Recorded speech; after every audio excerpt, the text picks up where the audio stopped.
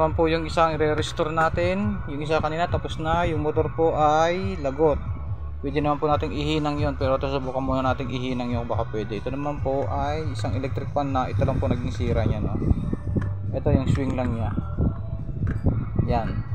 So madali lang po ito. Yan. So babakasin na natin to at papalitan po natin ng swing gear. Yan, saka stock up. Linis lang po yan. Yan, linis lang po yan. At nabuksan natin, ito lang po ang kailangan natin tanggalin. Putol-putulin po natin yan para mahugot natin sa taas. Ayan. Pero dapat magtitira kayo ng kulay. Yan, para madaling inugtong. At saka alam nyo yung positive, negative, at saka yung 1, 2, 3, line 1, line 2 papunta sa switch. Ayan po.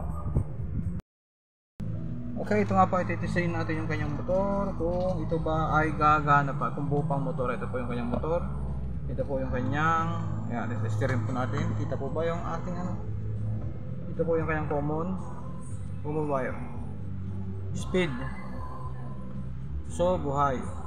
Ayan, meron po siya. Punta tayo sa kanyang capacitor. Ari po. Ayan, meron po siya. Ayan, meron po. Ito po yung kanyang fuse. Ayan.